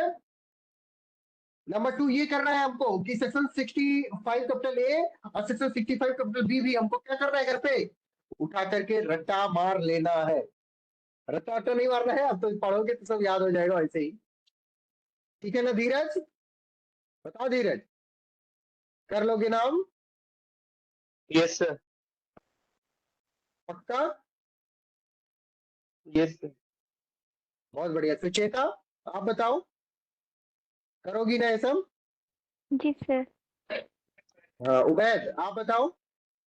यस सर, जरूर। जरूर नहीं करना पड़ेगा, नहीं तो जान लो हमारी बेइज्जती होगी कि लो ये लड़का पढ़ा ही नहीं पा रहा है। और किसी सब्जेक्ट में तो जानो चाहे ना जानो, एविडेंस सबको जानना चाहिए, तो सॉरी जानना चाहिए नहीं, जानना पड़ेगा। जानोगे ना सब लोग? Yes sir. कहती हो नहीं यार, जानोगी ना? अच्छा, सबसे बढ़िया अभी तक का तुम लोगों का सब्जेक्ट कौन सा है जिसमें तुम लोग ज्यादा अच्छे से समझते हो चीजों को? सर आईपीसी और एविडेंस। हाँ वाह सुचेता, ऐसी तुम बताओ बेटा।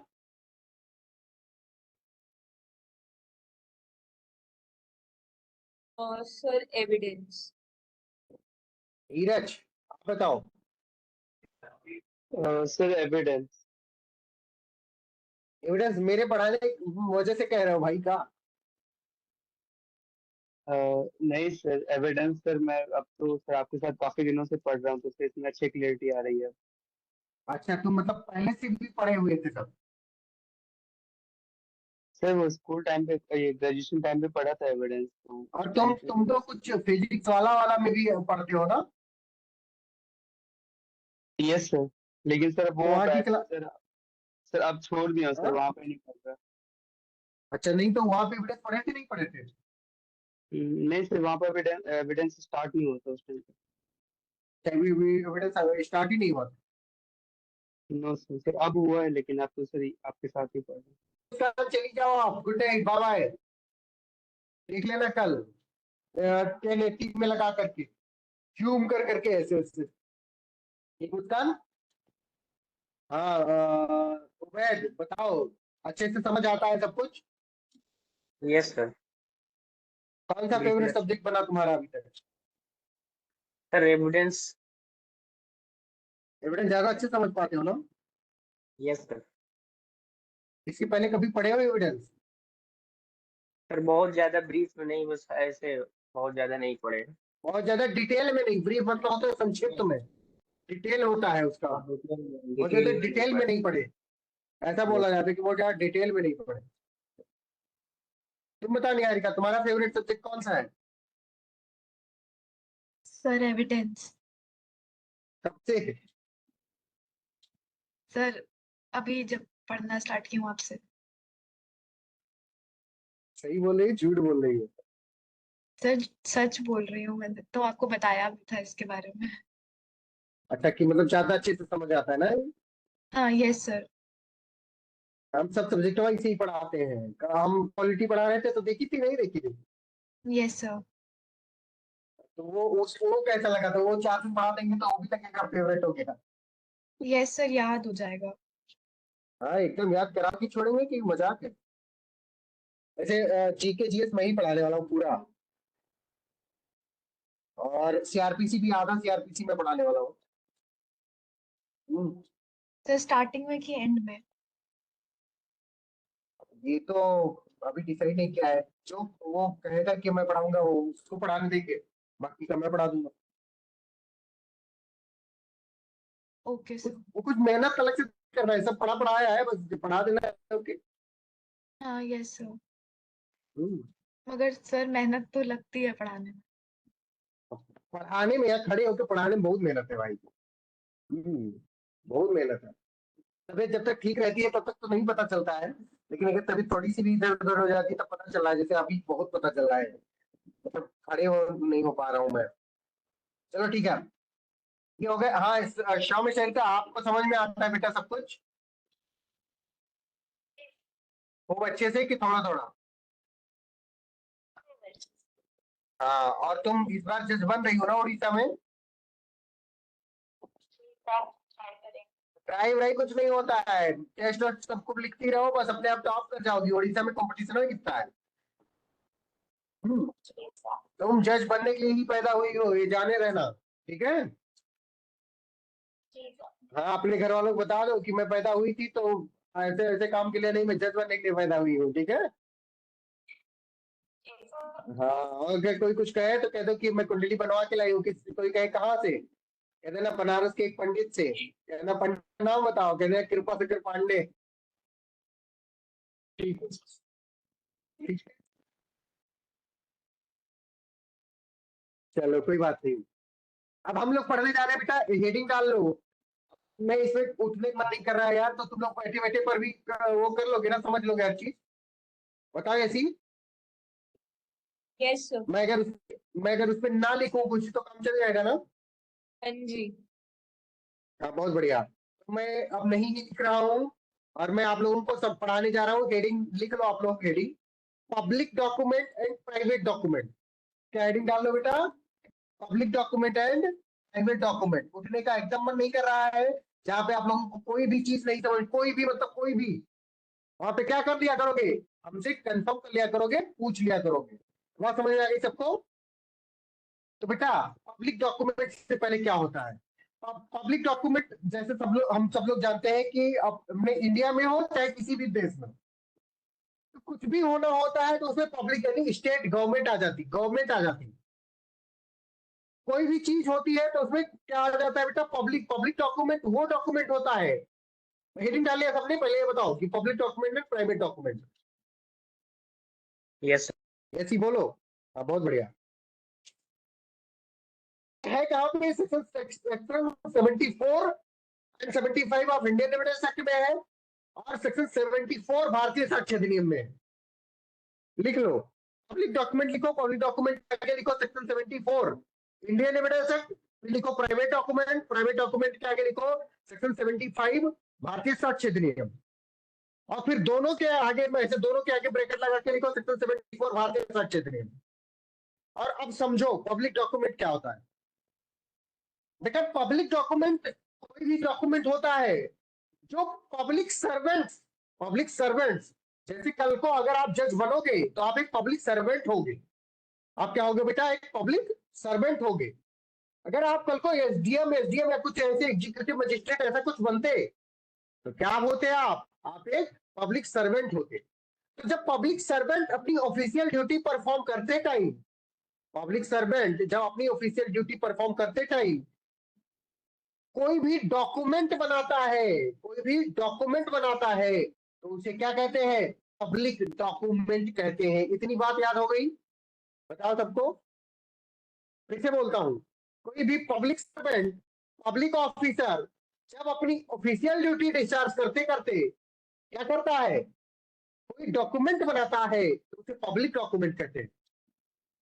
सेक्शन 74 इंडियन एविडेंस एक्ट या सेक्शन 74 भारतीय साक्ष्य अधिनियम पब्लिक डॉक्यूमेंट को डिफाइन करते हुए कहता है, पब्लिक डॉक्यूमेंट को बेटा जब वो डिफाइन कर रहा होता है तो वो कहता है कि कोई भी डॉक्यूमेंट जो किसके द्वारा फॉर्म किया गया हो, किसके द्वारा बनाया गया हो, किसी सोवरेन अथॉरिटी के द्वारा बनाया गया। सोवरेन अथॉरिटी मतलब होता है स्टेट सोवरेन अथॉरिटी मतलब होता है वो अथॉरिटी जिसके ऊपर ना कोई इंटरनल रेस्ट्रिक्शन है ना कोई एक्सटर्नल रेस्ट्रिक्शन है। वो किसी के बहकावे में, किसी के दबाव में आकर के काम नहीं करती। उसके ऊपर वो बेफिक्र है, वो सिर्फ और सिर्फ कॉन्स्टिट्यूशनल फ्रेमवर्क में काम करती है। उसके ऊपर कोई सी भी और अथॉरिटी नहीं है। तो सोवरेन अथॉरिटी के द्वारा कोई रिकॉर्ड बनाया गया हो या कोई रिकॉर्ड बेटा कोई ऑफिशियल बॉडी के द्वारा बनाया गया हो, किसी ट्राइब्यूनल के द्वारा बनाया गया हो, किसी कोर्ट के द्वारा बनाया गया हो, या कि कोई रिकॉर्ड, कोई डॉक्यूमेंट किसके द्वारा बनाया गया हो, किसी पब्लिक ऑफिसर के द्वारा बनाया गया हो, लेजिस्लेटिव बॉडीज के द्वारा बनाया गया हो, जुडिशियल एग्जीक्यूटिव बॉडीज के द्वारा बनाया गया हो, तो क्या कहलाएंगी? ये सारी चीजें क्या है? एक पब्लिक सर्वेंट है। और जब पब्लिक सर्वेंट अपनी ऑफिशियल ड्यूटी डिस्चार्ज कर रहा होगा, उस ऑफिशियल ड्यूटी डिस्चार्ज करते टाइम जो डॉक्यूमेंट वो बनाएगा उसे हम पब्लिक डॉक्यूमेंट कहेंगे। Is it clear to everyone? Public document का एग्जांपल हो सकता है बेटा, जो जजमेंट आप लिखोगे कल को जाकर के जज बन के, तो जो जजमेंट होगा वो पब्लिक डॉक्यूमेंट होगा। कोई ऑर्डर सीट होगी वो पब्लिक डॉक्यूमेंट होगा। कोई डिग्री पास करोगे वो पब्लिक डॉक्यूमेंट होगा। Is it clear? लिखिए सबने ये वाली बात, समझ गई बात? अब बात आती है कि प्राइवेट डॉक्यूमेंट क्या होता है। प्राइवेट डॉक्यूमेंट वो सेक्शन 75 डिफाइन करते हुए कहता है, section 75 of Indian evidence act इसको डिफाइन करते हुए बेटा कहता है कि कोई भी ऐसा डॉक्यूमेंट जो अदर देन पब्लिक डॉक्यूमेंट हो प्राइवेट डॉक्यूमेंट होता है। कुछ डिफाइन नहीं करता, इतना आलसी है वो सेक्शन। वो कहता है कि जो डॉक्यूमेंट पब्लिक डॉक्यूमेंट नहीं है वो क्या है? Private document. जो डॉक्यूमेंट पब्लिक डॉक्यूमेंट नहीं है वो प्राइवेट डॉक्यूमेंट है। अब प्राइवेट डॉक्यूमेंट का एग्जांपल क्या होता है? अगर मैं और निहारिका निगम किसी एक कॉन्ट्रैक्ट में एंटर करते हैं बेटा, तो वो एक प्राइवेट एंटिटी तो है। हम और निहारिका निगम दोनों लोग प्राइवेट एंटिटी तो है ना? वैद बताओ। Yes sir. तो हम और निहारिका जो दोनों लोग मिलकर के एक जो डॉक्यूमेंट बनाएंगे, जो कॉन्ट्रैक्ट बनाएंगे, वो कैसा डॉक्यूमेंट होगा? प्राइवेट डॉक्यूमेंट होगा। क्यों प्राइवेट डॉक्यूमेंट होगा? क्योंकि हम प्राइवेट अथॉरिटी है, हम अपना डॉक्यूमेंट बना रहे हैं, तो तो ये प्राइवेट डॉक्यूमेंट है। पब्लिक डॉक्यूमेंट की डिफिनेशन क्या होती है? जब कोई पब्लिक अथॉरिटी हो, पब्लिक सर्वेंट हो, वो जब डॉक्यूमेंट बनाए तो वो पब्लिक डॉक्यूमेंट होता है। वो डॉक्यूमेंट बनाए तो वो क्या होता है बेटा? पब्लिक डॉक्यूमेंट होता है। ये बात समझ में आ गई सबको? यस बताओ सर। जैसी। Yes sir. पब्लिक डॉक्यूमेंट और प्राइवेट डॉक्यूमेंट में कोई डिफरेंस समझ में आ गया कि मतलब क्या होता है? पब्लिक डॉक्यूमेंट क्या होता है ऐसी बताओ। सर वो डॉक्यूमेंट जो कि सोवरेन अथॉरिटी से बने, मतलब कोई भी अगर public officer at the time of discharging his duties कोई भी डॉक्यूमेंट बनाते हैं तो उसको पब्लिक डॉक्यूमेंट बोलते हैं। पब्लिक डॉक्यूमेंट कहते हैं, बिल्कुल, बहुत सही। उसका एग्जांपल क्या हो सकता है? कोई ऑर्डर पास किया गया हो कोर्ट के द्वारा, तो ऑर्डर क्या होगा? पब्लिक डॉक्यूमेंट होगा। यस। कोई जजमेंट, कोई डिक्री, वो सब क्या होगी? पब्लिक डॉक्यूमेंट होगी। ठीक है। अब प्राइवेट डॉक्यूमेंट क्या होता है? प्राइवेट डॉक्यूमेंट होता है जो प्राइवेट पार्टी, प्राइवेट अथॉरिटी कोई करती है, जो बनाती है, प्राइवेट डॉक्यूमेंट होता है। इसको डिफाइन करते टाइम एक्ट ने कहा है कि वो डॉक्यूमेंट जो पब्लिक डॉक्यूमेंट नहीं होते प्राइवेट डॉक्यूमेंट होता है। इसका एग्जांपल हो सकता है contract entered into private parties. Private parties के बीच में जो कॉन्ट्रैक्ट इंटर है वो क्या होता है बेटा? प्राइवेट डॉक्यूमेंट होता है। Is it clear to everyone? अब बात आती है कि जब ये पब्लिक डॉक्यूमेंट हो गया तो प्राइवेट डॉक्यूमेंट हो गया, तो इसको प्रूफ कैसे करोगे? बेटा इसको प्रूफ भी तो करना पड़ेगा ना। तो सेक्शन 76 भारतीय साक्ष्य अधिनियम या सेक्शन 76 इंडियन एविडेंस एक्ट कहता है कि जब content of the public document को प्रूफ करने की बारी आएगी ऑफ लॉ के समक्ष, तो हम क्या करेंगे? हमको ओरिजिनल प्रूफ करने की कोई जरूरत नहीं है, हमें ओरिजिनल लाने की कोई जरूरत नहीं है। तो सेक्शन 76 इंडियन एविडेंस एक्ट या सेक्शन 75 भारतीय साक्ष्य अधिनियम के अंतर्गत क्या लेके आएंगे? प्रूफ कर देंगे। सर्टिफाइड कॉपी लाके आएंगे, प्रूफ कर देंगे। हमने सेकेंडरी एविडेंस पढ़ाते टाइम बताया था कि नहीं बताया था कि certified copy issued under section 76 is क्या? Secondary evidence. बताया था कि नहीं बताया था? ऐसी बताओ।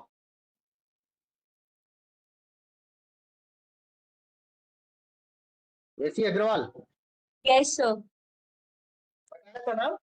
Yes sir. तो वो सर्टिफाइड कॉपी ला करके क्या करोगी? प्रोड्यूस करोगी। क्योंकि बेटा पब्लिक डॉक्यूमेंट क्या होता है? पब्लिक डॉक्यूमेंट को कोई भी व्यक्ति मांग सकता है देखने के लिए। जब बेटा पब्लिक डॉक्यूमेंट को कोई भी व्यक्ति मांग सकता है देखने के लिए, तो कल को यसी अग्रवाल भी मांगेंगे उसी डॉक्यूमेंट को, निहारिका भी उसी डॉक्यूमेंट को मांगेंगी, कृपा शंकर पांडे भी उसी डॉक्यूमेंट को मांगेगा, धीरज पाठक भी उसी डॉक्यूमेंट को मांगेंगी, आयुषी मिश्रा भी उसी डॉक्यूमेंट को मांगेगी, संभोवी मिश्रा भी उसी डॉक्यूमेंट को मांगेगी। तो क्या होगा बेटा? डॉक्यूमेंटवा तो एक ही है ना, वो सबको तो दिया नहीं जा सकता। तो अगर सबको नहीं दिया जा सकता तो क्या करेंगे? उसका सर्टिफाइड कॉपी इश्यू करेंगे। क्या इश्यू करेंगे? सर्टिफाइड कॉपी इश्यू करेंगे। किस सेक्शन में सर्टिफाइड कॉपी इश्यू होती है? सेक्शन 75 ऑफ भारतीय साक्ष्य अधिनियम में, section 76 of Bharatiya Indian evidence act में वो क्या होती है? इश्यू होती है। Is it clear to everyone? अब जो सर्टिफिकेट इश्यू होगा सेक्शन 76 इंडियन एविडेंस एक्ट में, सेक्शन 76 इंडियन एविडेंस एक्ट में बेटा जो सर्टिफिकेट इश्यू होगा उसमें क्या क्या चीजें इंक्लूडेड होंगी, तो उसको वन बाई वन लिख लो। अच्छी चीजें इंक्लूडेड होंगी, लिखो पहले, लिखो। The certificate issued about public document shall contain following things, following 5 things, 5 चीजें इंक्लूड होंगी उसमें। Number one that it is the true copy, that it is the true copy. Number 2, the date of issue of copy, the date of issue of copy हो गया।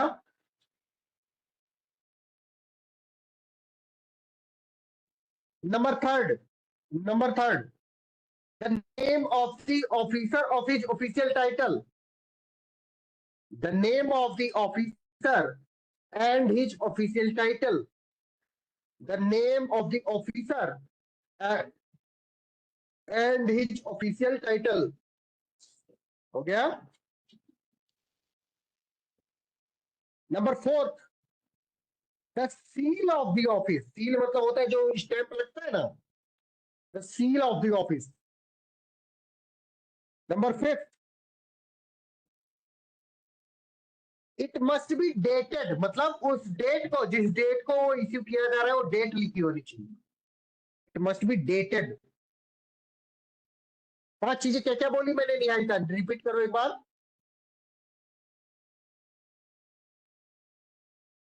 That it is the true copy. Second, the date of issue of copy. Third, बहुत the बढ़िया, name of the officer and his official title. Fourth, the बहुत seal बढ़िया, of the office. Fifth, it must be dated. बहुत बढ़िया। ये 5 चीजें उस certificate में इंक्लूडेड होनी चाहिए।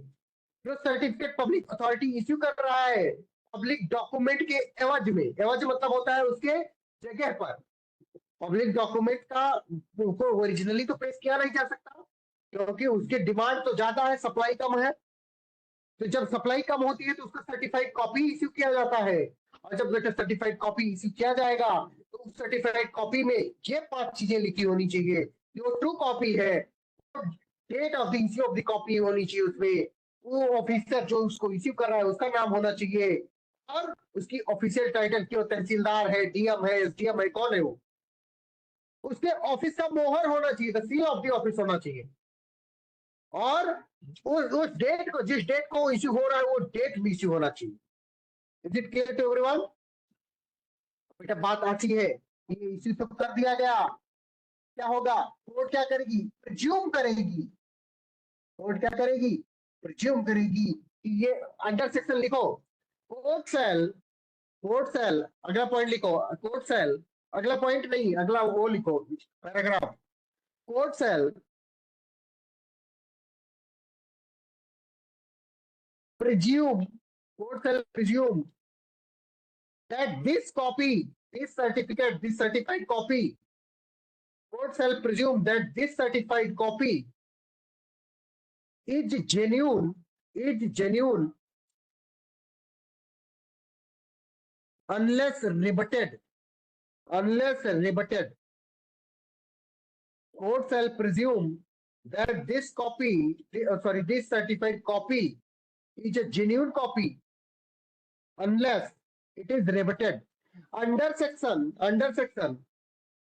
79 of Indian Evidence Act, under section 79 of Indian Evidence Act, bracket में, और सेक्शन 78 ऑफ भारतीय साक्ष्य अधिनियम, सेक्शन 78 ऑफ भारतीय साक्ष्य अधिनियम। समझ में आ गया बेटा? बताओ निहारिका, क्या लिखा आपने?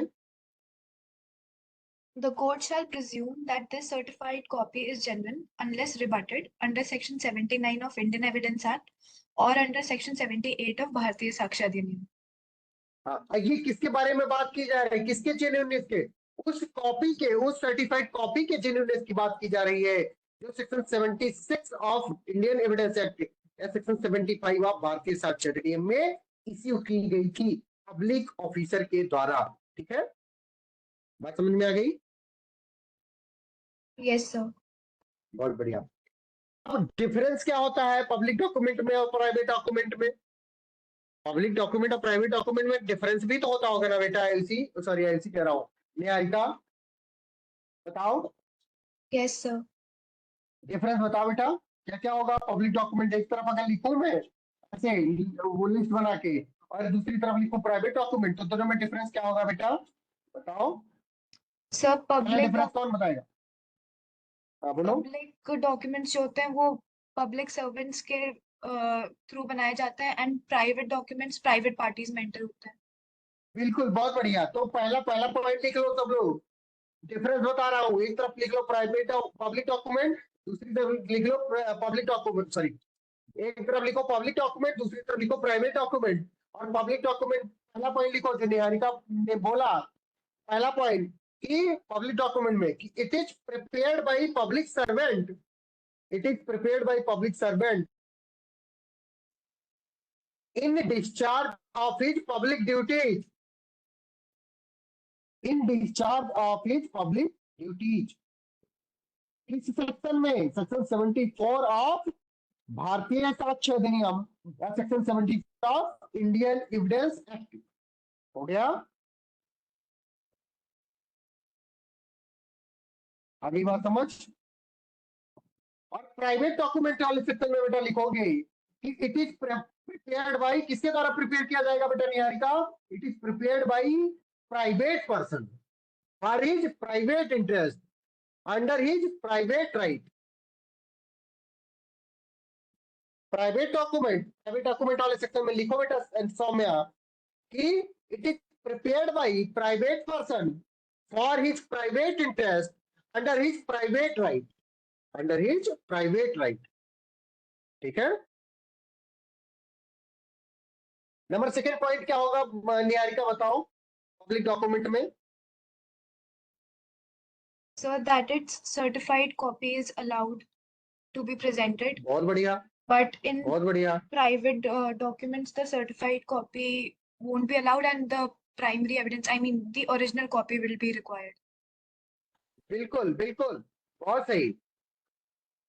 उसमें आपको ओरिजिनल कॉपी ही पेश करनी पड़ेगी, उसमें कोई भी सर्टिफाइड कॉपी का बहाना नहीं चलेगा। Is it clear? बहुत सही। तो लिखो कि under public document certified copies is issued and it is treated as secondary evidence. However, there is no provision of certificate in private document and there must be original document itself. Okay? Number third क्या हो सकता है बेटा?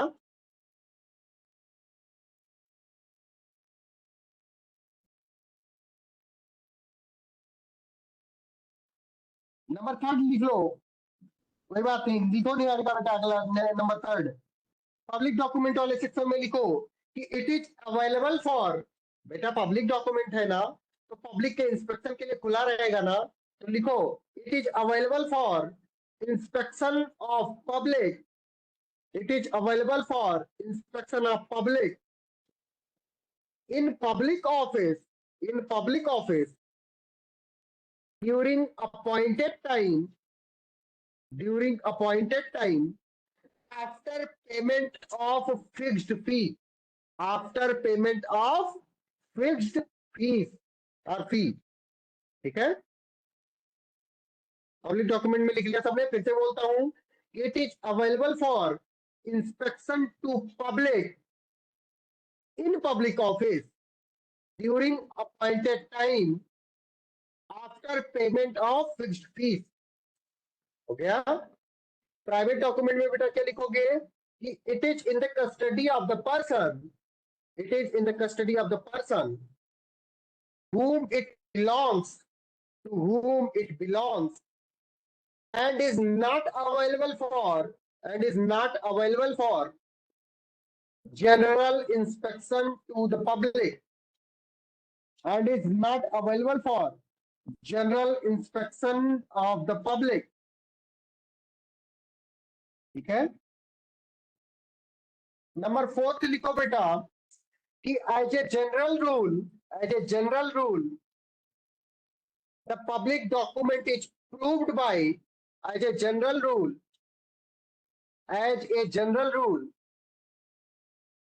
the public document is proved by secondary evidence। As a general rule the public document is proved by secondary evidence। Private document में क्या होगा बेटा? Private document as a general rule is to be proved by primary evidence, private document as a general rule is to be proved by primary evidence। हो गया Niharika? Yes, sir. बेटा public document में fifth और last point लिखो कि the court is bound to presume,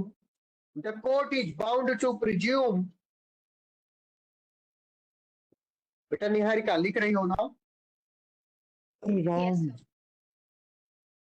लिखो the court is bound to presume the genuineness of court is bound to presume the genuineness of public document, court is bound to presume the genuineness of public document from the duty certified secondary copy, नहीं duty नहीं, duly, from the duly certified secondary copy. कैसे बोलता हूं? The court is bound to presume, the court is bound to presume the genuineness of public document, the genuineness of public document from the duly certified, DULY, duly certified secondary copy under section 79 of Indian Evidence Act और section 78 of भारतीय साक्ष्य अधिनियम। ठीक है,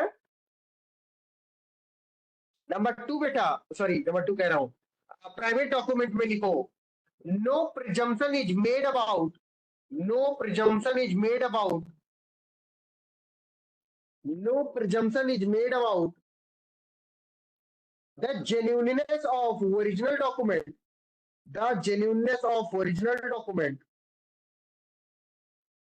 from secondary evidence, from secondary evidence of private document, of private document, except in some exceptional cases, except in some exceptional cases. Okay बेटा, AC Agarwal देख लिया बेटा? Yes, sir. Sucheta आपने लिख लिया बेटा? जी सर। उबैद आपने लिख लिया? Yes sir. ठीक है, तो यह हुआ पब्लिक डॉक्यूमेंट और प्राइवेट डॉक्यूमेंट भी हमने पढ़ के खत्म कर लिया है। कल हम पढ़ने वाले हैं बर्डन ऑफ प्रूफ। क्या पढ़ने वाले हैं AC Agarwal? Burden of proof, और बहुत इंपॉर्टेंट लेक्चर होगा कल का। तबीयत में सही रहेगी तभी पढ़ाऊंगा, क्योंकि वो इतना ज्यादा इंपॉर्टेंट लेक्चर है कि उसको खड़े होके ही पढ़ाना पड़ेगा। ठीक है, बहुत अच्छे से पढ़ाना पड़ेगा उसको, क्योंकि वो बहुत इंपॉर्टेंट है। ठीक है, और आज की क्लास हम यहीं पे खत्म करते हैं। अगर ये वाली सबको समझ में आ गया अच्छे से, पब्लिक डॉक्यूमेंट, प्राइवेट डॉक्यूमेंट वगैरह में इलेक्ट्रॉनिक एविडेंस में किसी को कोई दिक्कत तो नहीं है? पब्लिक डॉक्यूमेंट और प्राइवेट डॉक्यूमेंट प्रीलिम्स में बहुत बार पूछता है, और मेंस में कभी कभी 60 आंसर टाइप क्वेश्चन में पूछ लेता है, तो इसके लिए हमें प्रिपेयर रहना है, उतना हमने बता दिया आपको। ठीक है निहारिका? Yes, sir. सब लोग को ठीक है ना? कोई दिक्कत तो नहीं है ना किसी को? तो अगर कोई दिक्कत ना हो तो जाओ मेरे पास प्यारे प्यारे बच्चों, good night, bye bye, take care, stay blessed and happy and healthy, और enjoy the Dussehra, pay the money, जिसे मैं भी जिसे ऐसा पेमेंट कर दे सभी लोग जिसे हम भी दशहरा एंजॉय कर ले। ठीक है, सब लोग जल्दी जल्दी पैसा पेमेंट कर देना। जाओ सब लोग, गुड नाइट, बाय बाय।